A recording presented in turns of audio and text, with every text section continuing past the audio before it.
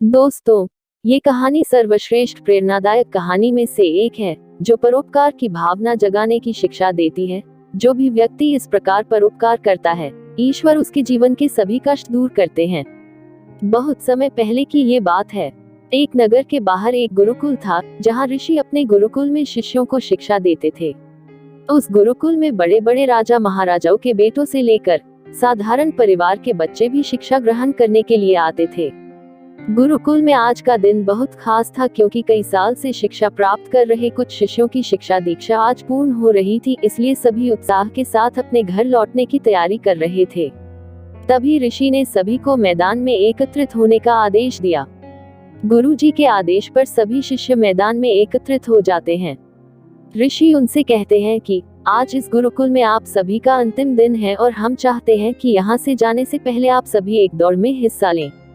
इस दौड़ में आपको सिर्फ दौड़ना नहीं है, बल्कि सतर्क होकर दौड़ना है। इसमें काफी कठिनाई और बाधाएं भी आएंगी, उन सभी को पार करना होगा और अंत में एक अंधेरी सुरंग से गुजरना होगा। आशा है इस दौड़ में सभी सफल होंगे। क्या आप सब दौड़ के लिए तैयार हैं? सभी शिष्यों ने एक स्वर में कहा, हाँ गुरुजी, हम तैयार हैं। गुरुजी का इशारा पाते ही सभी ने दौड़ना शुरू किया। सभी उच्च शिक्षा प्राप्त शिष्य थे, सो सब बाधाएं पार कर अंत में उस अंधेरी सुरंग के पास पहुंचे। उस अंधेरी सुरंग में बहुत घना अंधेरा था, कोई कुछ भी देख नहीं पा रहा था। जगह जगह नुकीले पत्थर भी पड़े थे, जो बार बार पैरों में चुभ रहे थे। पत्थर के चुभने से शिष्यों को पीड़ा हो रही थी। सुरंग के बाहर तक दौड़ में शिष्य एक समान बर्ताव कर रहे थे, वही इस अंधेरी सुरंग में आते ही उन सभी का बर्ताव अलग अलग हो गया। वो एक दूसरे को धक्का देकर आगे निकलने की कोशिश करने लगे। अंधेरा बहुत था।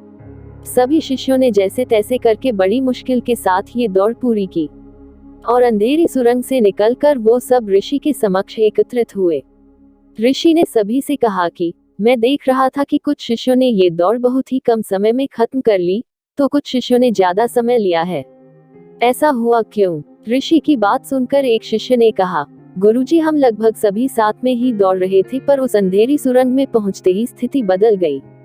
कोई खुद को संभल कर आगे बढ़ रहा था, तो कोई दूसरे को धक्का देकर आगे बढ़ रहा था, और कुछ लोग तो पैरों में चुभ रहे पत्थरों को उठाकर अपनी जेब में रखते जा रहे थे, ताकि दूसरे लोगों को आगे बढ़ने के लिए दर्द ना सहन करना पड़े। इसलिए सबको दौड़ पूरी करने में अलग अलग समय लगा।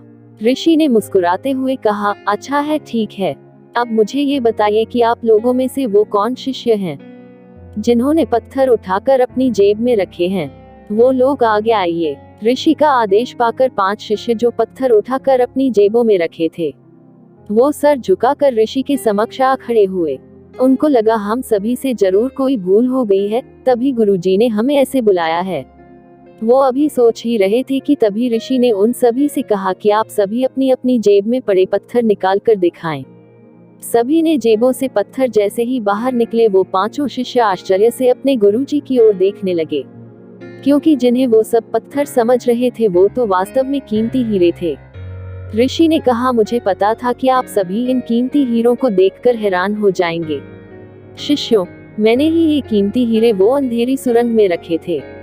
दरअसल मैं देखना चाहता था कि वो कौन से मेरे शिष्य हैं जो स्वयं से पहले दूसरों का भला सोचते हैं।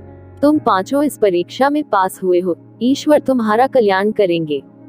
ऋषि ने सभी शिष्यों को संबोधित करते हुए कहा कि आपकी ये दौड़ जीवन की व्यस्तता को दर्शाती है, जहाँ पर सभी कुछ न कुछ पाने के लिए दूसरे को कुचलते, धकियाते, उनको दबाते, उनका अहित करते हुए बस केवल अपने लिए ही भागे जा रहे हैं, बस अपने लिए ही जी रहे हैं। उनके पास हो सकता है सभी कुछ हो, दूसरों का शोषण करके वो बहुत तरक्की भी कर जाएं, लेकिन उनके पास वो आत्मा की शांति वाला कीमती हीरा नहीं हो सकता है। इसीलिए अंत में वही सर्वसमर्थ है जो परोपकार की भावना रखने वाले और खुद से पहले दूसरों के बारे में सोचने वाले होते हैं। वही जीवन में सुखी और वही सफल होते हैं और परम शांति रूपी हीरे को प्राप्त करते हैं।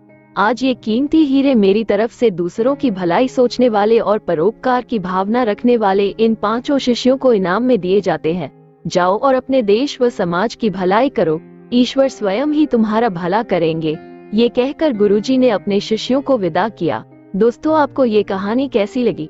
अगर आपको हमारी इंस्पिरेशनल स्टोरी अच्छी लगी हो तो अपने दोस्तों के साथ भी शेयर करें। साथ ही और भी अच्छी अच्छी कहानियों के लिए चैनल को लाइक, सब्सक्राइब एवं कमेंट जरूर करें।